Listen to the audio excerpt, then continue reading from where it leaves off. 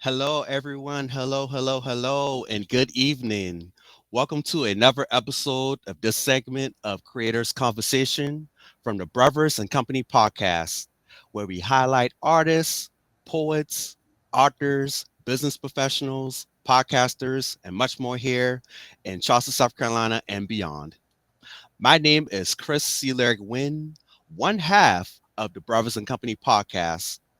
And tonight, I have a special guest, and he is such a great friend of mine over the years. And I am so happy and honored to having him on this episode tonight. So before I bring him in, I'm going to give you guys a quick bio of who he is and who he's about. My guest tonight, his name is Mr. Cator Sparks. He is a life coach for men based in Atlanta, Georgia. He is a certified professional coactive coach, which is an acronym for CPCC, through the Coactive Training Institute. Cater came out when he was 18 and has been living out and proud ever since. It has been a journey of self discovery that continues to this day. He grappled with too much drinking, drugs, and sex to fill the deep holes that bullying and resulting of shame had created. Through his work with a life coach, he began to heal and saw the value in this work. Today, he has his own practice, private practice, as well as coaches for Boone Health facilitates for every man and founded GPTQ retreats for men to connect deeper to themselves and the community in a non-sexual, alcohol, and drug-free space. And I'm so happy and honored to having him on my show. Without further ado, folks, give a warm welcome to my friend. He is amazing. To the great Mr. Cator Sparks. Thank you, Chris. It's such an honor to be here. Good to see you again. I miss you. I miss you too. Miss you more, friend. It's been a long time, man. It has. I moved away to Atlanta in November. Uh, I know, and I miss you so much. I'll be definitely coming back real soon to visit, so Come be on on the by. lookout. Absolutely. Come on. So, how you been this evening? I've been good. I think I shared I had my left hip replaced. I have arthritis in my hips. I think it's from all that rave dancing I did in the 90s. And so it's a big journey, major surgery, but I'm doing better. I get another hip done in a month. So, yeah, I'm doing good. Just have a little ice pack on my hip. I'm chilling out. My dogs have been fed and they're sleeping. So all is good in the world. Oh, that's amazing. I'm so glad you're doing well, and much prayers and strength on your healing through your Thank hip you. replacement surgery. Absolutely. Thank you. Thank So, you. absolutely. So, I'm so happy that your dogs, Gareth and Arthur and Chris is doing good. So, I'm so happy and blessed and honored to, you're here Thank you. for the night. I've been wanting to get you on this podcast because you're an amazing inspiration, and you're such an awesome guy. So, Thank you. and I'm a fangirl. I'm smiling right now because I just it's just you're such a great person in life, man. I'm just so happy that you light up the room every time you make a presence, everywhere you go. Thank you. I So appreciate that, Chris. absolutely, you're very welcome. Yeah, so I want to get into it. I have some questions. It's easy, so it's not too difficult. I'm pretty sure you're used to different questions and dealing with Totally. clients and all. Absolutely. So I want to ask, what was your upbringing like growing up as a kid and into your adult years? Yeah. So my family life luckily was great. I had a great mom and dad and great family, all of them that really supported me, encouraged me being an artist, encouraged me to just be authentic, which was pretty amazing. We went to church, but it was a very liberal church. So, nothing it was always a very welcoming, inviting place to be. And but on the other hand, I got made fun of a lot in school, and so that was really hard. I got just made fun of for being gay, being queer. I didn't know I was yet, but kids can surely point out things we don't know about ourselves yet, and it hurt. It was scary. Never had physical violence, but it was a lot of intense bullying. Sometimes on a daily basis. So my family was kind of my happy place because school was not a happy place for me. I didn't have a lot of friends, didn't have a lot of people to hang out with. So my parents actually let me adopt 14 animals, I think. I had guinea pigs, I had rabbits, I had 2 dogs, I had finches and cockatiels, and I just had one whole room full of animals that I took care of, and I loved it. And that was really my friend group. So it wasn't until I went to college at Charleston that I came out of the closet, and and actually my junior senior year of high school got really a lot better. It's funny. I think about it with the music that was coming out in '93 and '94, and that was Janet Jackson's Velvet Rope. It was Jamiroquai. It was Bjork. It was Delight.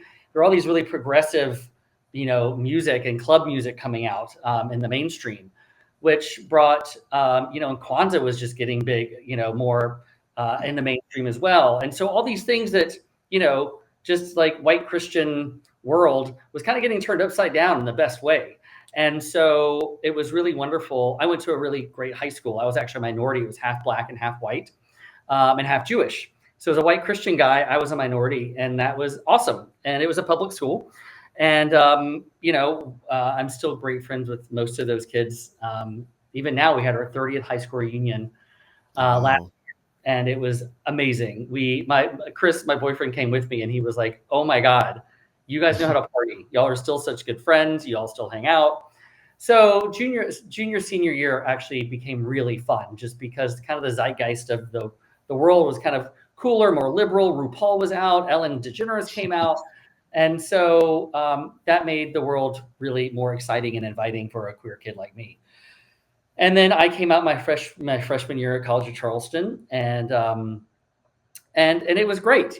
Charleston, I had a lot of fun friends. I was in the rave scene, so we travel all around the South to raves, and that's where I met my community, and that's where I still have a lot of my community. Some of my oldest friends I met in the rave scene, and that was really special. And yeah, but then once I came out, Charleston felt very small. This is back in the 90s, 93, 94. And no, sorry, I graduated in 94. So this is 95, 96. So my sophomore year at College of Charleston was my last because I just needed to be somewhere bigger where I felt a bigger queer community. And there was nobody to date in Charleston back in 95, 96, my age. Mm. So I moved to Atlanta, moved back home, and went to the American college here. And then I ended up going to school in London. And I graduated from London with a fashion marketing degree. And I was there for a year. And that was a really incredible time of my life. Being in a different country, a whole different world as an out gay guy. And it was really special. And then I moved back to Atlanta after my senior year in college, and I worked at a store called Jeffrey. And again, Atlanta even felt a little small in the mid 90s for me after being in London. So Jeffrey was opening a store in New York in the meatpacking district. We were the first people to open up in the meatpacking district, and I moved up there with him in 1999. And yeah, and then my career took off in as a freelance writer. That's amazing. Oh my God. You're a man of many talents. Thank you. You was doing it from fashion to editing and just everything. You're just amazing. And a dancer too. You said Totally, totally. you was heavily in the rave scene. It still goes on today. So I definitely, Yeah, absolutely. it's come back. It's so funny. And part of me wishes I'd always like focused on journalism because I just kind of fell into it. My fashion marketing degree, we did a little bit of writing, but it wasn't until I lived in New York City and started meeting more writers and editors that I started really knowing I wanted to be a writer. But and then here I am at 49, and now I'm a life coach. So life can take us in many, many directions.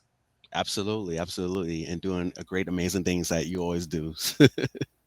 Thank you. Absolutely, you're welcome. You're welcome. So, since this month is, June, National Pride Month, happy That's right. Pride to Happy you Pride. and yours. Yes. So, I want to ask, what does the word pride mean to you? To me, it means loving yourself, being authentic to yourself. I want to be proud of who I am, and I want to be prideful of the life I've created for myself, and in turn, being a part of a community that I feel a bunch of pride for. Of course, I have huge pride for the queer community. We've struggled through so much. We've done so much. We're still, good Lord, struggling through so much. Um, we go through waves. And I remember RuPaul said this years ago on a podcast, or maybe I don't know where it was, because he was talking about when he came out, maybe it was even, I mean, when it was the Bush era, I guess. And then, he said, we thought everything was going to be wonderful. And then it went back again, when Trump came along, and then we had Biden, and we thought it was going to be good. Then we have Trump again, and so things are just life can be a roller coaster, and so to have that pride with a sense of community is really important, because if we don't feel seen and heard, it's really hard to feel that love and that connection to other people. And so I think pride to me is just having a community that I love and I respect, but also loving and respecting myself, which is so important, because as RuPaul says, if you can't love yourself, how can you love somebody else? And that is so true. Love somebody I else. truly believe RuPaul went to Right. some life coaching courses, because a lot of what he talks about loving yourself, about inner child work, about saboteurs, that's all stuff we talk about in coaching, which is really fascinating. Absolutely. You're definitely right. And for me, pride means about just, like you said, a community, loving yourself, being happy, being your true, authentic self, you know, because, pride came a long ways, like when I was young, I didn't know who I was. I'm trying to find self discovery of myself. But, after getting older and being around amazing people, I kind of find my truth into being who I Mhm. am, and I'm being proud, I'm being happy, and being loved, and people appreciate my story and just being me. So I'm Well, definitely I happy. love you being you, and I one of my favorite stories about you is when I got married to my ex-husband. We had such a wonderful wedding, and you guys sang at the wedding, and you and Tadia came up to me after the wedding and Yes, said, "It's so exciting to see a gay couple getting married here, and I'm just so thankful to be a part of this." And that was so sweet. That was 9 years ago. yes, So I don't know how old I you were know. then, but that was really special, and that you all came to the reception and hung out and danced and ate and joined us, and it was really wonderful to spend that time with Absolutely, you guys and Miss Lynette and her mama and everybody else. So I am, absolutely.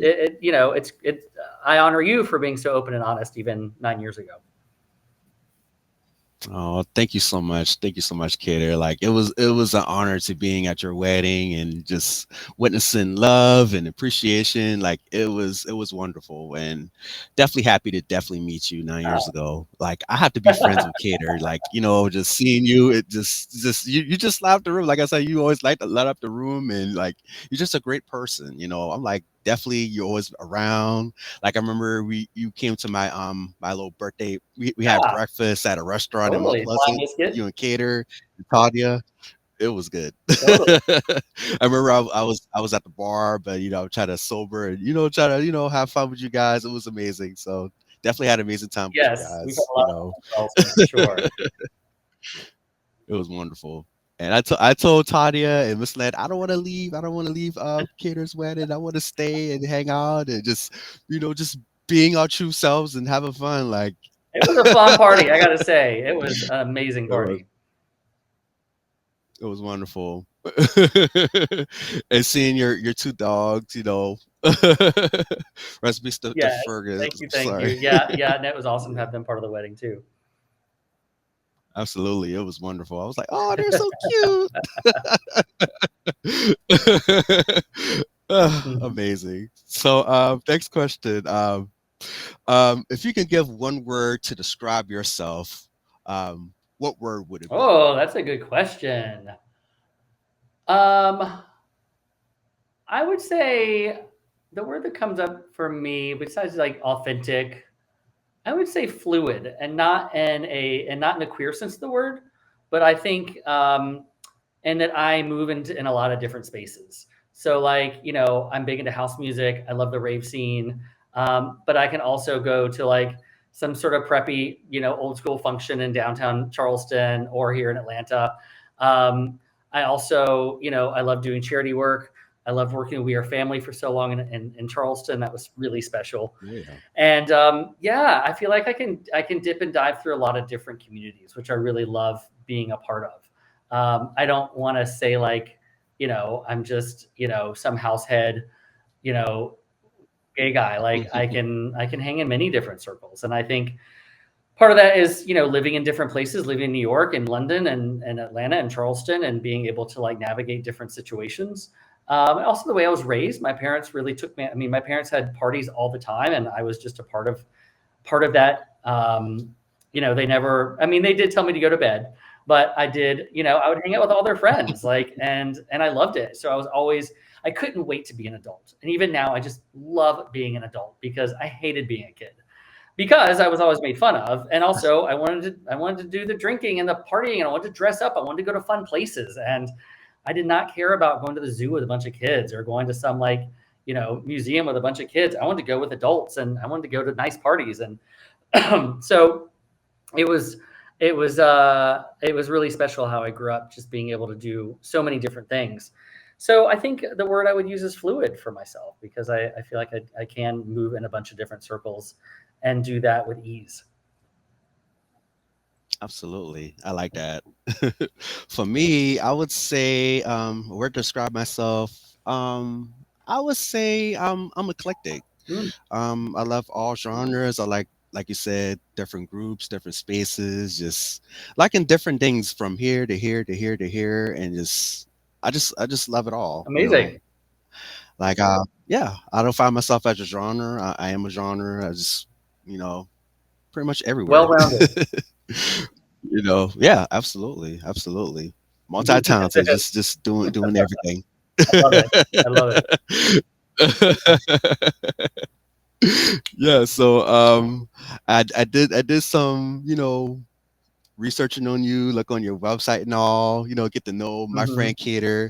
Like you said that you had a journey of being like a writer and editor over your Hmm. early years. Hmm. Can you tell me again, what was that experience like for you and what opportunities or publications you have done during that Yeah, time? it was an amazing experience. It was like a dream come true, especially again from like a kid who was bullied in Atlanta, and I wasn't sure what was. I always knew there was more out there in the world. Like I had no doubt the world was bigger than Sandy Springs Middle School getting made fun of. I knew, and this was before the internet. But I would. I think I was lucky to live in Atlanta at the same time because I would be able to get to Midtown and downtown and find amazing magazines like Details and Women's Wear Daily and see some of this fashion and music that was coming out of New York City and the rest of the world. And so um, I that was where I first started loving writing. Andre Leon Talley was this fabulous fashion writer Oh yeah. who you probably know. He a black queer man who passed away a couple years Yeah. ago. But I used to read his columns religiously in Vogue before I could even afford to buy a Vogue. I would go in bookstores or libraries and read them.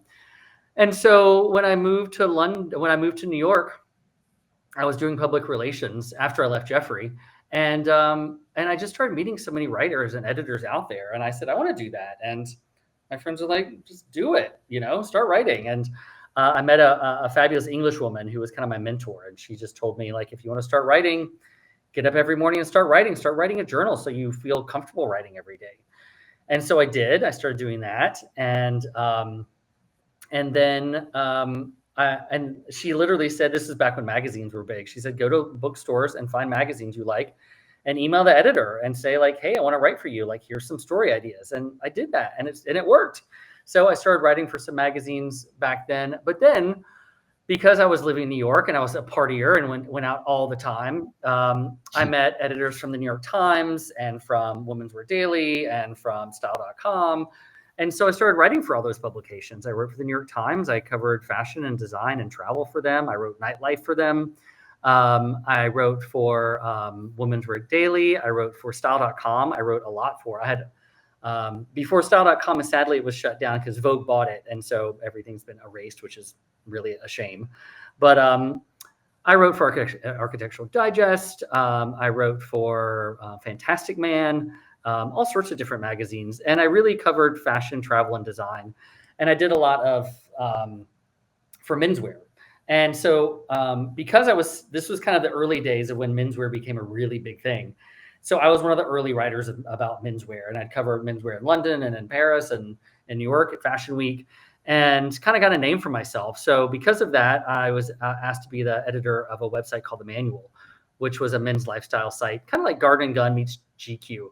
So we did everything from food and beverages to fashion and travel, design. And it was really fun. I was there for 7 years. I had like 15 writers under me, and what I didn't like about it is I didn't like not writing as much. I had to start editing everyone else, and then I had to start working in advertising and all this other stuff to make the website work, and that was not fun. And it was an experience. I'm glad I did it. I was actually let go when we got a new CEO, and he cleaned house and just wanted new people, and that was really sad. I kind of thought that was going to be my job forever. But I always tell my clients, when we get fired from a job or lose a job or whatever happens, it's just part of our journey. And so after that, I really thought about going to life coaching. And that's when I went into that kind of shift. But, writing was just so incredible because, people often ask me, like, what was one of my favorite nights in New York City? And it's when I got to, when H&M did a collab with Matthew Williamson. He's a British designer. And they hired a cruise ship and did the launch on a cruise ship, and they had Grace Jones perform. And so it was just incredible. It was all these celebrities. It was Grace Jones coming down in an elevator and just performing for like 2 hours in all these incredible outfits on a cruise ship. They blew up confetti. But it was just incredible, and that's the great thing about writing is, one, I got to meet so many people, whether it's Naomi Campbell or, I got to interview Pharrell before he was very big, and Christian Louboutin, people like that. But also just getting to know these young designers. And it was kind of interesting how it kind of forayed into my life coaching. Like, I would really help young designers understand, like, hey, this is how things work in the menswear industry. And this is the PR people you should have. And, these are the shows you should go to. And I would help critique their runway presentations and stuff. And it was a real honor because I was doing it for so long. I garnered this respect in the community. And it was cool because, I could work with if I wrote about some young menswear designer in New York Times, it changed their entire life. And that really meant a lot to me, that I could help people in that way. So again, it kind of translated into life coaching because I supported these young designers and these men and their creative endeavors. And here I am again, in the same way, helping men in their creative endeavors and moving forward and working on their goals and values. Mm-hmm. I like that. I definitely like that, especially you being the editor and, just for Fashion Week and, meeting all these different people. Like, my God, like, you talking about Andre Leon Talley. Me and Toddy, we love America's Next Top Model. So I heard about him. He used to be like a assistant for Anna Wintour for Vogue. Is that correct? Yeah. Awesome. Rest in peace to him. So you've had so many great people like in the fashion world and, different publications and stuff. And looking at you now, like doing life coaching, that's amazing. That's something amazing. Journey. Like for me, absolutely.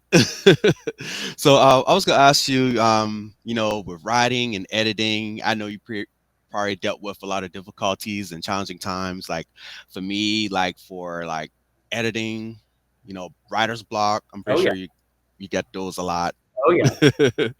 So what are ways that you overcome those, writer's block and those difficult times when you stuck with writing a certain paragraph or a certain I step up and walk away. I just take a break because we always say the scariest thing is a blank page, right? So when you're looking at that blank page, you don't know how to kick off an article or a poem or whatever. It can be really scary. And so I would, turn on some music, go take a walk, take my dogs for a walk, and just get out of that energy, get out of that stress. Because I know I can do it. I've been doing it for years.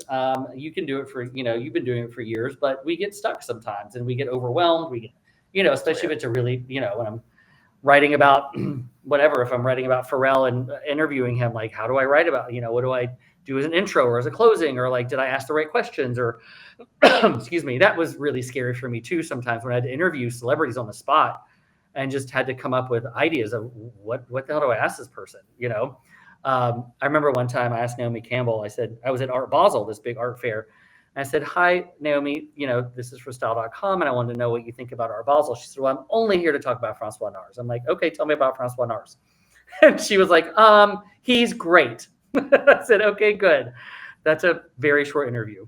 But, we have to kind of think on our feet when we're talking to these people, and there have 5,000 other people who want to talk to them as well. So writer's block can be hard, and also just being on your feet when you're interviewing people as well, as I'm sure with a podcast. Even with you, if you Yeah. write a bunch of Oh yeah. questions in advance, things can still change and shift and all that. Um, and so, yeah, I would really just step away from my computer, take a breath, listen to some music, walk the dogs, and it'll come to you. It always does. Oh yeah. Absolutely.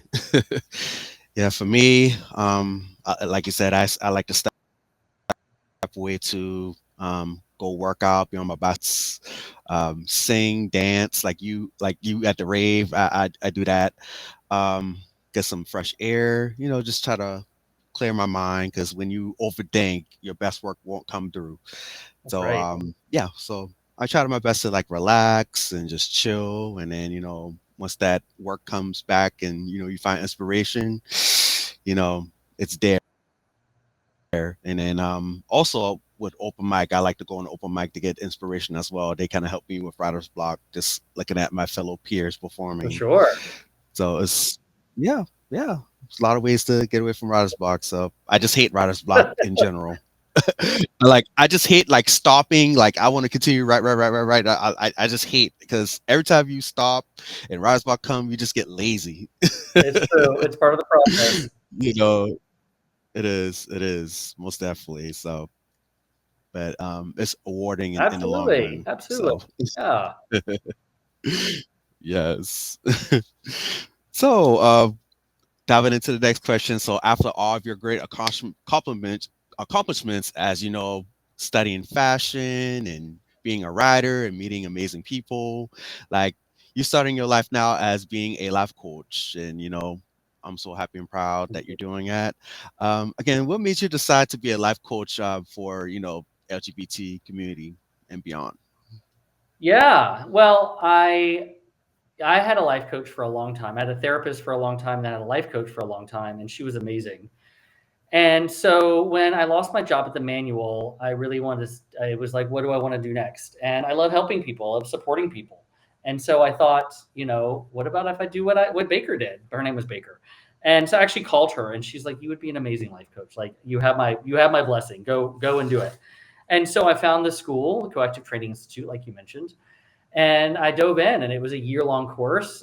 It was 6 months in person, 6 months online, and then I immediately started coaching. And I had to meet with a lot. I had to work with a lot of other coaches just to learn the practice and see how other people work. And the first time I worked with another gay man, it was shocking. Like, it was so weird that I'd never talked to another gay man about my life. And once I did, it felt so natural. And I thought, this is what I need to do for other men, because there's not enough of us out there supporting each other. And so It's true. there's just, as gay men, we have things we want to talk about what, from gay shame or bullying or, sex, all the different things that, gay men experience in sex that is not, we're not educated about, people don't share about, people don't understand a lot about. And so it was so wonderful to be with another gay man as my life coach and really be able to open up and share these things. And he understood them, you know, um, a straight coach isn't going to understand some of the things we talk about as gay men, and they wouldn't understand the bullying. Of course, straight men get bullied too, but in a different way, and so it hits differently. So that was really exciting to me to learn that, like, oh yes, this is what I want to do. I want to help, and I do work with all men, gay and straight. So my clients are about half and half. But I love working with the gay community, with the queer community. It's really fun, and I've had trans clients, I've had non-binary clients, but anyone who likes to consider themselves, identify themselves as male. And it's been beautiful. It's such an honor to help people, to work with them, and help them understand themselves a little bit better. Absolutely. And I definitely appreciate your love and your growth to helping the community. Like I know that you talked about you and your fellow life coach. You talk with the queer community and helping those to find themselves in a safe space, and I'm definitely happy that you provide those information to the community. I was going to ask you, what have you learned from going to different groups or retreats that help you grow in everyday life, and what are some things that you found about yourself that you haven't discovered until going to retreats Yeah, and it's all? a great question. First of all, I love retreats. I think they're so important. They're so important. I started doing my own retreats. I started the GBTQ retreats 3 years ago, and so they were meeting up at Easton Mountain in upstate New York, and I might start doing them here in Atlanta, actually in the spring. Just getting queer men together in one room, and like you said, with no drugs, no sex, no alcohol, just connecting to each other on a deeper level, and being able to share and just open up with each other. And it's so helpful because 99% of my gay clients say, I don't have anywhere to meet other gay men. It's not a bar, a club, a bathhouse, that I can meet someone and truly connect with on a deeper level. And I'd say straight men say that too. It's hard for men to meet other men. I think we have a lot of preconceived notions, or straight men, they think it's going to be, they don't want to look gay hanging out with another man, at a bar. And for gay men, it's hard to find people that you can really connect with and be vulnerable with. Our community is, we have so much of this fabulousness and this drag race and Miss Thing and all this, glamour. But like, really, what if I just want to talk to another gay guy about like how much my heart's hurting that I broke with my boyfriend, or that my mom is sick, or that, my dog just died. And to find that connection on a deeper level with another gay man is really, really important. We need to be there for each other, not just to be kikiing at a voguing ball or a drag race something, but to really be there for each other, Right. for the deep stuff. Because we have so much drug abuse, we have so much alcohol abuse in our community, and so much of that is escape. It's Yeah. escape. I mean, I did it for years. It's escape from knowing who we are. And so you asked what I learned at these retreats. I learned a lot. One, I learned that I'm not alone, which is why we love these retreats. Everyone's going through something. The guy who's screaming at you and honking his horn and traffic, it's probably not you he's mad at. It's probably something else going on in his life. I always say it to my clients. Like, I know I've Right. caught myself like yelling at my dogs about something, and I realize it's not really about them. It's that I had a hard day today, and I'm mad that they're not doing a very good. They're pulling on their leashes when I'm walking. So we always have to dig deeper, and we have to be quiet. We have to take a deep breath. We have to like get to know our bodies, and that's men are so much in their head and not in their heart. And so when men can really get into their bodies and understand their emotions and process their emotions, it's really healthy. It's really helpful. Women are really good at this, because women, I mean, they have babies, like they Yeah. know their bodies really well, and they know where their emotions are, and they know, a lot of times how to connect to their bodies a lot more than men, where men are always in our heads thinking, thinking, thinking, thinking, thinking, and not slowing down, Oh yeah. taking a breath and getting into our body and slowing down. Yeah. Absolutely. I was gonna go back to where you were saying, us as gay men want to be together, be in comfort, and looking up to each other, to being loved and having someone to talk to. Because I know it's kind of hard, especially a black man in the South, and just with the lifestyle, we're trying to find Mhm. comfort with one another. It's very hard. And I definitely appreciate you always being there for the community. Like, um, I was gonna say, like, I always looked up to older gay men, especially yourself, for advice, because y'all went through, like you said, you Hmm. went through a lot, especially in the '80s, the '90s, the AIDS Hmm. epidemic, and all. Like, I look up to you Thank guys, you. so much.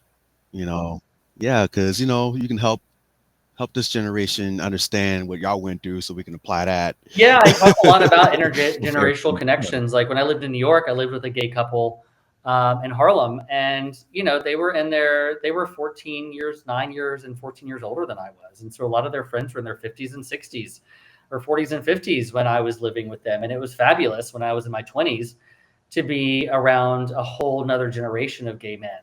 And really learn from them, Yeah, and it was incredible. And here in Atlanta, and in Charleston too, I had a lot of younger friends, which I love because I got to connect with younger folks, especially through We Are Family, and get to know, yeah, understand what younger generations are going through and what they're thinking about the queer community and what they're thinking about society and politics. And it's fascinating. And I think, one thing I've learned in coaching is we always have to keep learning. We always have to be curious. And if you're not curious, you stop learning, you stop growing. And so I'm always curious about what younger that's people true. are thinking, and seeing what's there. But I always love when people ask me about myself. Well, I had a friend of mine, Johnny Cole. He came and stayed with me, and he's 27, and he was like, "What were you doing at 27?"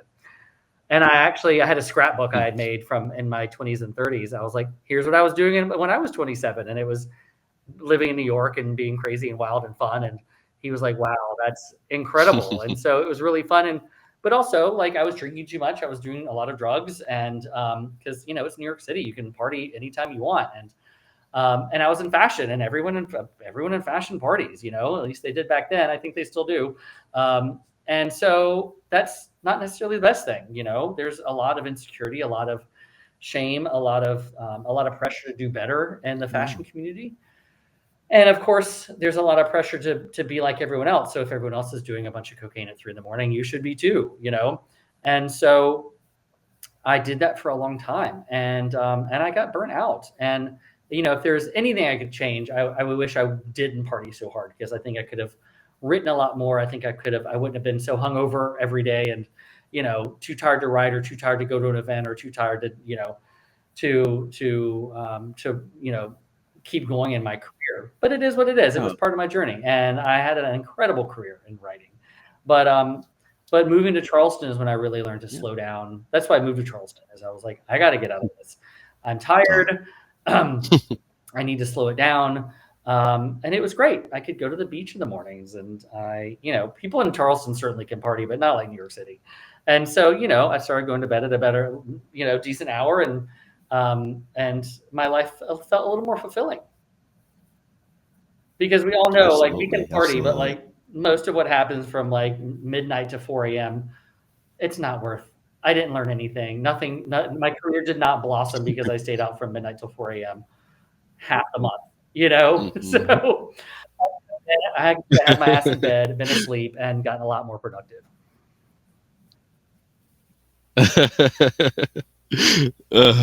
Absolutely.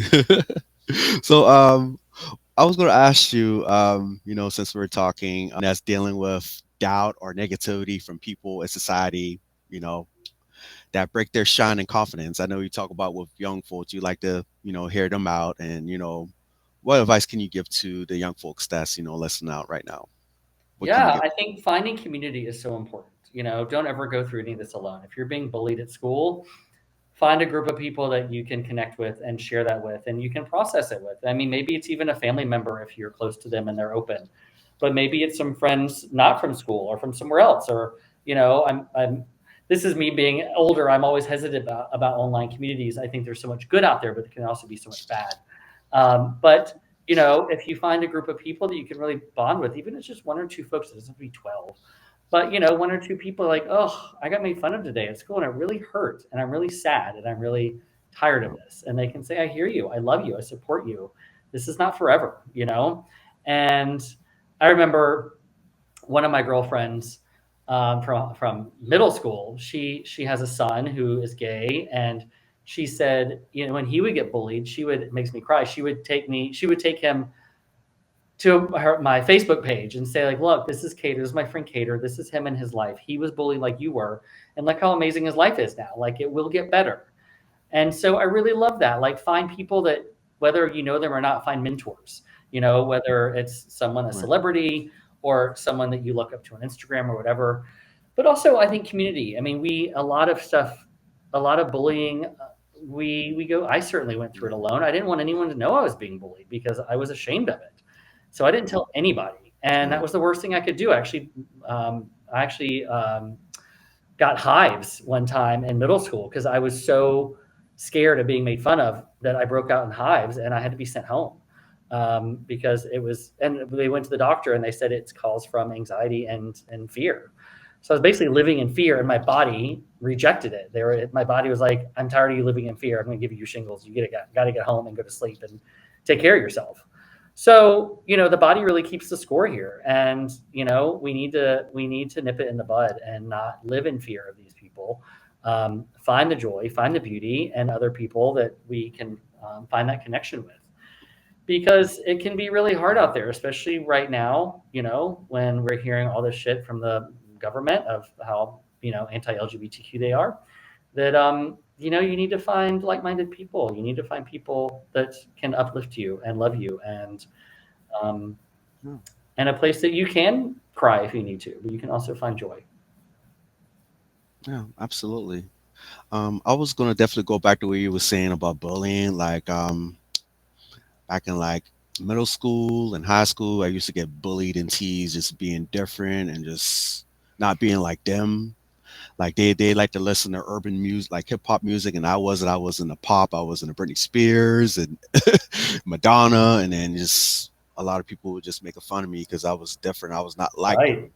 But yeah, man, when I was young, I thought about killing myself. I thought about not being worthy, not being good enough to pleasing Yep. them.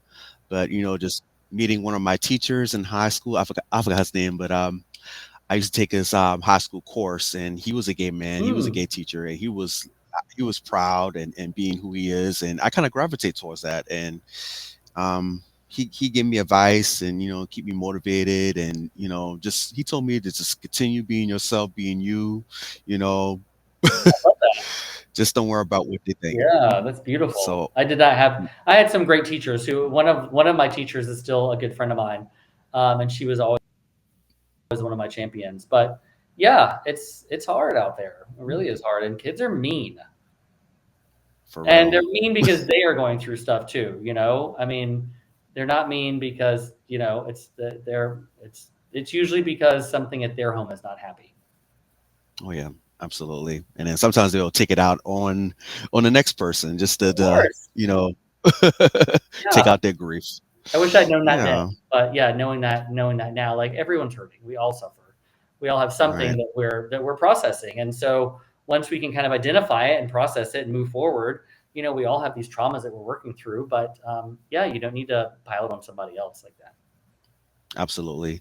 I would have learned that now before in the past. Like I should have learned that, back then, I would have like fully understand why are they bullying me so much? Like, is there something going on in their personal life that they're not telling me, or, just take it out on the next person? Like, I should have known that now. Right. Right. Yeah.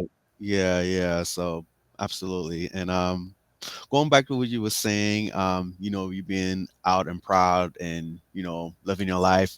I was gonna ask, were you afraid of telling like your family and friends, and did you feel they may have disowned you if you told them about, your truth?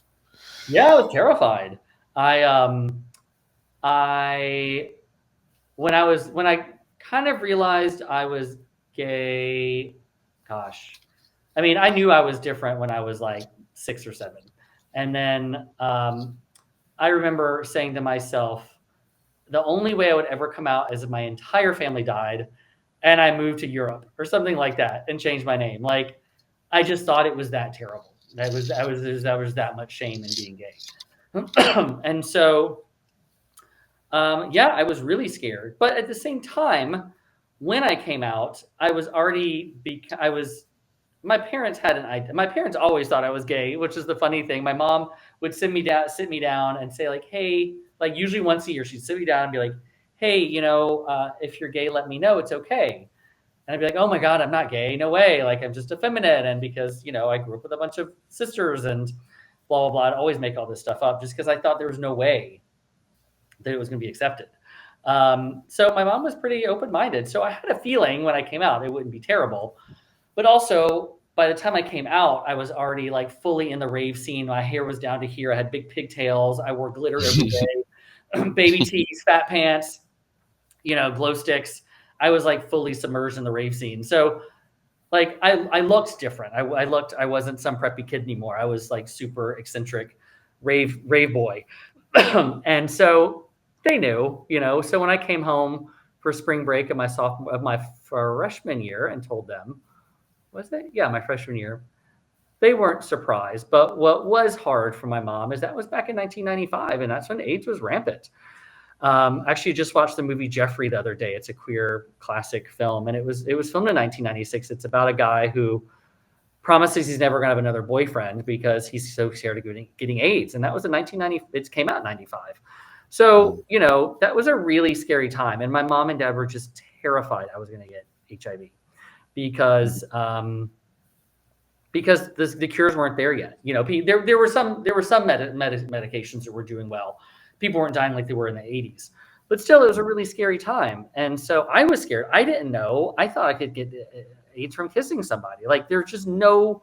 It was before the internet. There was just so little. I would have to find a gay center and go and get a pamphlet to figure stuff out. Like it was just so hard to know what was right and what was wrong. And so I think because of that, it made me so scared of sex. I didn't really have a lot of sex for a long time because it was just so scary. And kids these days don't even have any idea. We have PrEP now. We have all these cures. There's, no one. A lot of people are not getting AIDS anymore, HIV, because of these medications. As long as the government doesn't cut the funding for them. But it was a whole different world back then. It was scary. I had friends who died of AIDS, and it's just, I don't wish that on anybody to see that. Right. Right. I agree. Yeah, it was definitely a scary time. Even scary today. I have friends that's HIV positive, and they contracted through different situations, and but I be telling them like, you're my friends no matter what. I'm not gonna disown you. We friends no matter what, because it Of could be me, course. it could be you. You Yeah, know. totally. Totally. And But, just like, I still think the education isn't out there, and I still don't think the medication's out there like it could be. It's still hard to get it. So, yeah, I'm not saying HIV is eradicated, but it's actually, I've heard it's like, it's growing because kids don't really understand it like my generation did. We were so yeah. scared of it. Right, absolutely. Especially with the medications going on, they stop using condoms, and Mhm. they think you're not gonna get anything from catching certain things. I'm like, no, you gotta, no, you can So I still gotta be catch careful. stuff. You gotta be careful at all times That's right. because you get one body. Yep, You gotta protect it. that's it. So that's how it is. But it's always being careful, being safe, and learning from the past. Yeah. It's yeah. So that's why I like watching documentaries. Like Paris is Burning is one of my favorite, still one of my favorite Oh, documentaries. amazing. Yeah. And shout out to, I was gonna say shout out to the fallen that been through that those times with Mhm. drug and AIDS, and different things going on, suicide, even suicide. Especially Yeah. with kids. Internet bullying that's still going on. Oh, yeah. Oh, yeah. Yeah, because I read an article that a kid had killed himself because I guess it was through one of those little messengers off those apps, and it Mhm. met some person, and that person was gonna like threaten to post their nude Pictures. photos or Mhm. anything online, and then the kid ended up killing himself, Mhm. and the guy's parents end up doing like a campaign about it. It's Good. about, yeah, and Raising it's just it's crazy. So I be saying, just tell people what's going on. Don't hold it inside you. That's right. That's right. That's what I said. Like, find community, share things with people. Yeah, Don't keep it to absolutely. yourself. And I'm just happy that we build a community, with all of us together. We're not alone, like you said. Amen. Even when the outside world rejects us, we still here. We're not gonna let no one take us down. That's right. That's you right. know, absolutely. So I was gonna ask you this question. It just came in my mind. Sure. So since you said about the community within the LGBTQ community and organization, since we are celebrating Pride Month, do you still feel that there's still a division within the community itself with the different groups? Like, for example, like they got the misfits and the popular kids and the jocks, and almost the same thing with the no fats, no femmes. And, I still feel like we're still divided, even as a whole, even though we're celebrating this month. But have you feel that way? Have you feel it's a division amongst the Yeah, I community? do. Totally. And that's something I like about Atlanta a little more. I am finding a little more community in Atlanta. I mean, a lot more queer community in Atlanta. Like, that's half the reason I moved back to Atlanta. I just missed having a bigger gay community. There's a cute little gay community in Charleston. It's great, but I always felt like the oldest person there. And here, like, I go out to a club and there's plenty of people who are in their late 40s, early 50s, still on the dance floor. And they are all races, genders, shapes, and sizes. So I do think there's a lot of community here, but there is the whole circuit queen scene, like we have here in Atlanta and everywhere. And if you don't have a six pack abs, then you're not welcome in that community. Oftentimes, I know they're trying to they show people in different sizes on some of their flyers, but yeah, you go to the parties and they all still look alike. And so it's hard, and I think we've grown by leaps and bounds. I think there's so much. I mean, I remember on Grinder when it would say no fats, no femmes, or no Asians or whatever. And those days are. I hope are those people are more and more in the shadows and or eradicated or or being educated. But it is there's always been some lack of connection in our community. And again, I blame it on shame. All these different people have shame from whatever they came up with, from how they were raised or bullied or all that. And so to have, a preppy guy and a bear and a dominatrix and a trans person and a non-binary person and a twink and a circuit queen all in one room, like Yeah. that's a rarity because everyone's Yeah. feels like they need to be in their category, in their group, and feel connected to those people. And I get it. Like, we like to be seen and heard. I think there's spaces for Black trans women. There's spaces for gay men. There's spaces for BIPOC people. Like, I think that's beautiful and awesome. But because we do need those spaces sometimes. But I do hope that we can find spaces where we can all just pile in and be in the same space and uplift each other. I was in a bar in Berlin. This was probably probably 20 years ago. And I'll never forget, it was one of the best nights because it literally was like a bunch of guys in leather, a bunch of like twinks and baby tees, some trans girls. Like, it was just everyone was in the same bar, and it was so amazing. And I think Berlin is very progressive like that in the queer community, but it just made me so happy to see everyone in one place. Oh wow, that's simply amazing. So Mm-hmm. definitely, I'm part. I love the community itself. Like, no matter who you are, no matter what you identify with, I love everybody regardless. Yeah. And Amen. then we're all uniquely talented. So Yes. I love just being around the whole community. Like, we're a family together. Yes. So I don't bash nobody. So I just love just being around everybody, just being happy, being themselves, and just being who they are. So, but at the same time, I still feel I'm still trying to learn about the pronouns. Like me growing up, all I know about LGBTQ, Mm-hmm. and I try not to offend nobody with non-binary and Mm-hmm. queer and these other pronouns. So Yeah. yeah, because my best friend Tadia, she taught me about a lot of the different pronouns. So I try to respect and know about it so I can Well, and know that's it. better. That's just educating yourself and just being open to it. Shout out to Tadia. I love you too, girl. I miss you. But it's asking people. I mean, I think Lady Gaga said this one time. Like, when you meet someone you're not sure, like, hey, what are your pronouns? And they can tell you. And I have and everyone's different. I have friends who are very, um, you know, look very masculine, but they're totally cool with being called she, her. So I'm like, okay, cool. Like whatever, they were, cisgendered females, and they were just like, yeah, like I present masculine, but you can call me she, her. I don't care. So you just never know. So it's nice to ask because you don't want to call them he, him, Absolutely. or they, them. And like, no, actually you can just call me she, her. Um, Although I love that, Laverne Cox said that she uses girl as gender neutral because she just calls everybody girl, and no matter what your sex is, and that totally cracked me up. I think that was so funny. I mean, my dad was so masculine and so macho, but we would be talking sometimes. I'd be like, "Girl, please," and he would get so tickled that I called him girl because it was just so far from what anyone had ever called this masculine military man. He thought it was hysterical.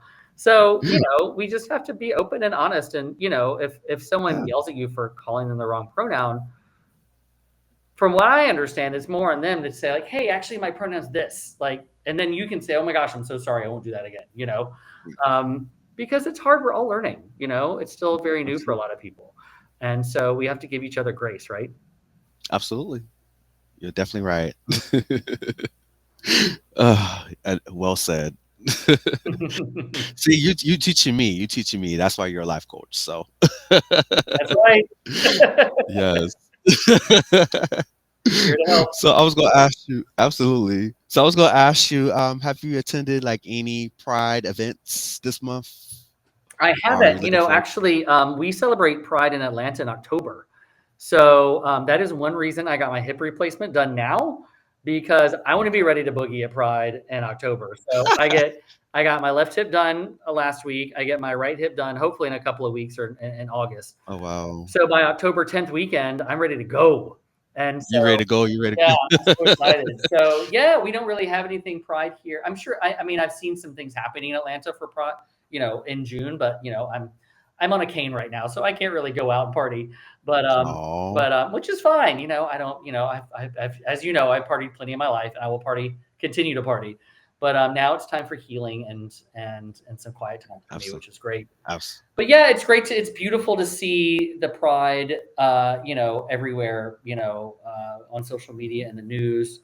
It's also good to yeah. see who's not doing it, and I think there's all these giant corporations like Target who aren't doing as much as they used to, and they're pulling back, and Yeah, screw I them. was gonna tell you that I haven't seen too much of Target merchandise. Usually, every year they always like have Pride merch. They have like few different items there here, but I wish they would have like did more what they did last year or a couple years Yeah, they're back. scared. They're scared of Hmm, of upsetting right wing fundamental people, and that is shame on you, Target. There's absolutely. a lot of companies that have been pulling out of Pride, and at the same time, I'm like, I don't care. We don't need you. We don't need you in our Pride. If you're not going to be there, we see you. We know where we're going to spend our money. But Pride was never, Stonewall with Marsha P. Johnson. There was not a Citibank, a Starbucks, Google, Facebook, ad and banner at the first Pride. Like Pride's still a riot. Pride's still a revolution. Like I like in Exactly. New York there's a great Pride parade. I just forgot what it's called. Not the Queer Revolution. I can't remember what it's called, but there's a Pride parade in New York City that has no brands, no corporate logos on it. It's just queer people marching, and like let's just bring that back. We don't need your money. We can figure shit out. We have Right. a lot of we're gonna stand with the companies who truly support us, no matter who's in power. Exactly. Exactly. We definitely got resources. We definitely got people. We can create. We can do it Yeah, ourselves. we got $50. We know how to spend it. We know where to spend it. Exactly. Exactly. We ain't gonna stop. No, What don't kill us make us stronger. So we don't need them. So that's we right. can do it ourselves. Mm-hmm. So amazing. So I also ask you before we go, I have a few more Sure. questions. For those that want to follow you, where people can find you at on social media, and what is your website so people can check you out in your life coaching information Yeah, profile? my life coaching website is catorsparkscoaching.com, and my Instagram handle is at Cator Sparks. So pretty easy. And yeah, follow me on Instagram or reach out to me. Check out my website, and if you're interested in some coaching, reach out to me. Awesome. Awesome. You're definitely giving me coaching like as we speak. Absolutely. Especially you. I always follow you on your Instagram, and you always post positive, clearing the mind, breathing, letting go of what's in your mind, body, and soul, and just I like that Thank you. because I always do my. You're welcome.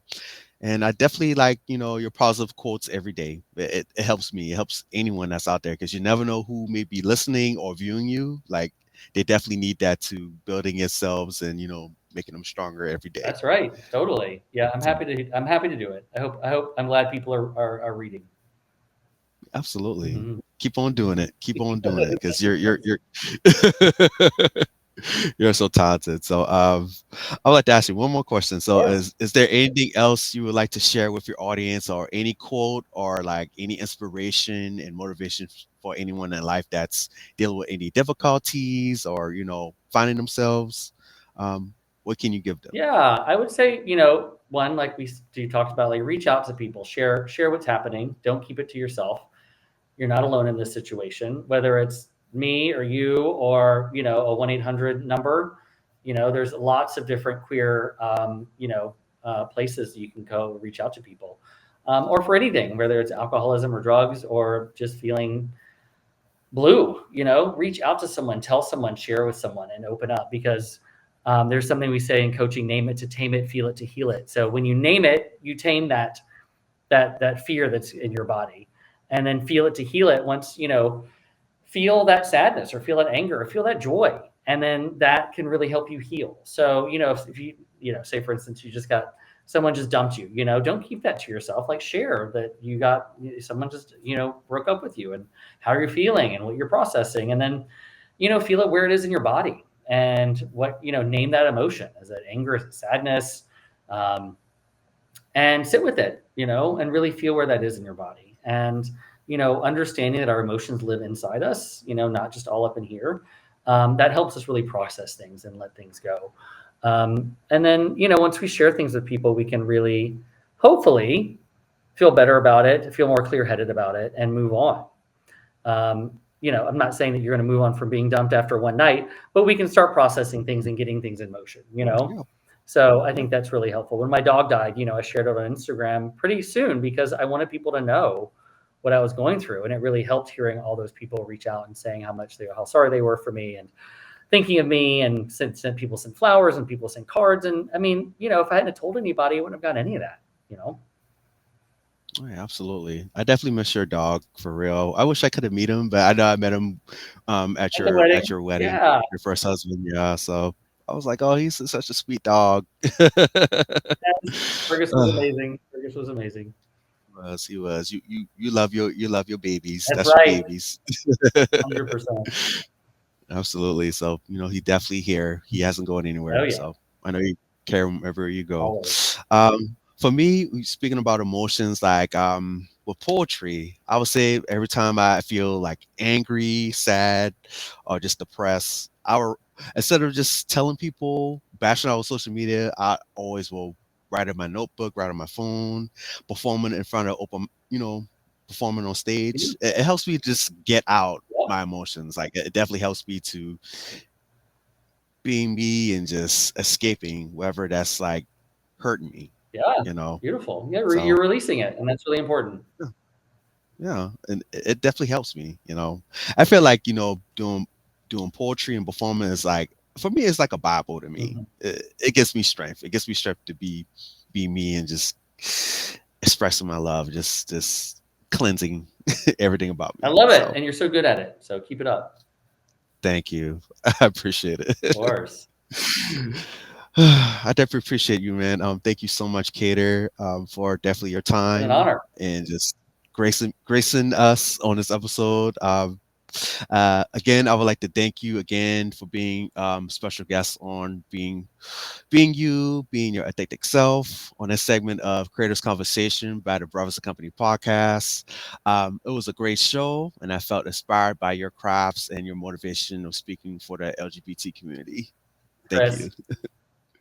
Chris.